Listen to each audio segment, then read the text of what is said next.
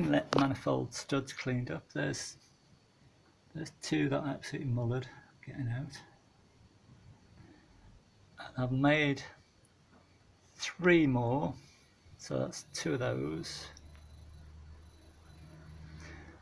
And this one that's half done. I'll turn these out of my old cylinder head bolts. Just wondering whether it's quicker to make them or go and fetch some. So I reckon it's about the same, and it saved me £20, so win-win.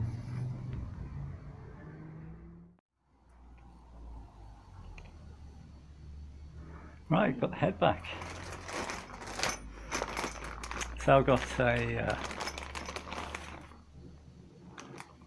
a bag of new valves.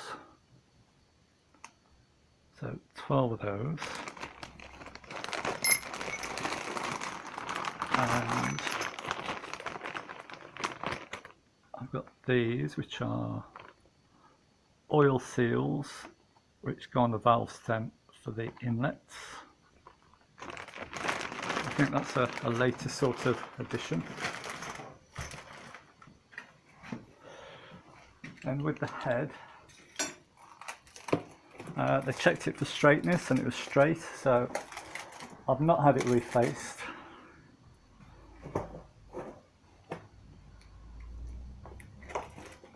I've had new valve guides, and I did have a gouge where somebody had been in with a screwdriver trying to part the manifold, and there's a big gouge across here. So that's been welded up and skimmed because it was a bit ropey. There's still, and it's on the inlet, there's still a gouge that they couldn't get out, which was a bit deep, but it's outside the area of sealing. And it's recut the valve seats, which he said he just had to take a minimal amount off there. That's good.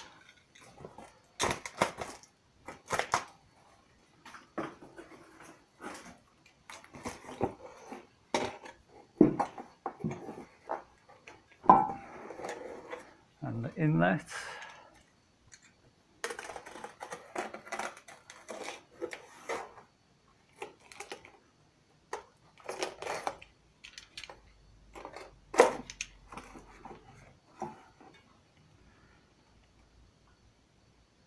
Which it was down here, I think, where that gouge was, up through that waterway. So that's been welded up and skimmed, and there we've had a gouge where somebody's tried to get a chisel in, but that's way off where it seals. So my next plan is to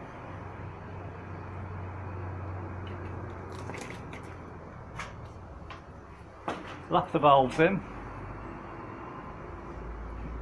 clean this face up, then wash it and paint it,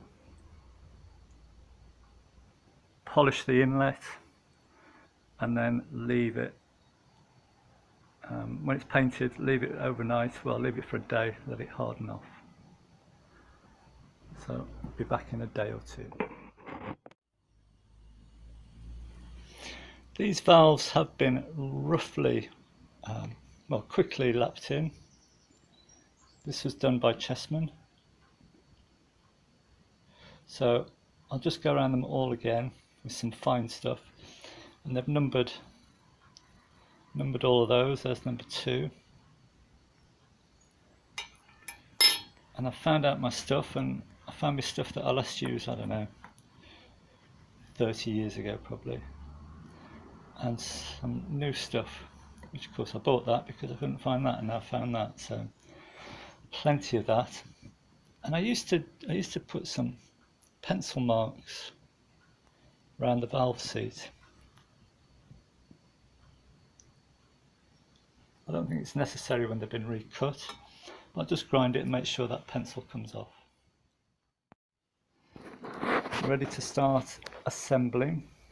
Just check the manifold just to make sure I've still got space to get it on, and the new machine face is there. I've just located it on a couple of studs. You see there's a gouge where somebody's had a chisel in it. That's all nice. If I just take that off.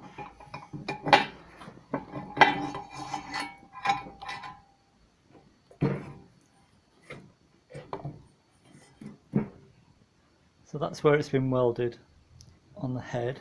There's a line running down there. Made a nice job of that. And the same welding on the manifold. So all the valves lapped, cleaned, ready to go in. This way seems to work. So I've got this in a workbench with a piece of 3x2 going down to the floor, piece of timber strapped on,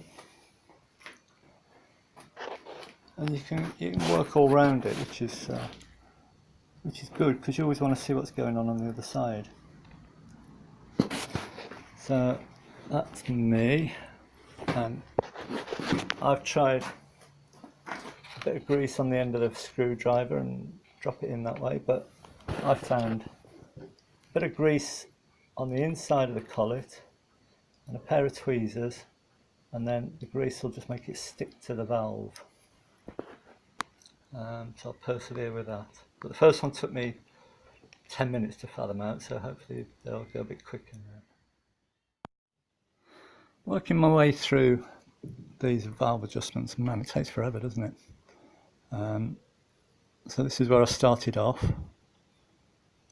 taking it out, putting it back in, changing the shims. So this is where I'm up to now. So I got 4/4.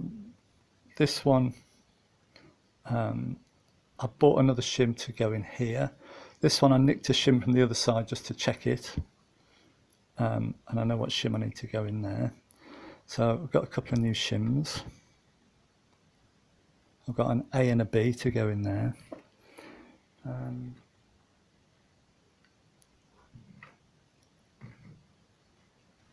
This gadget,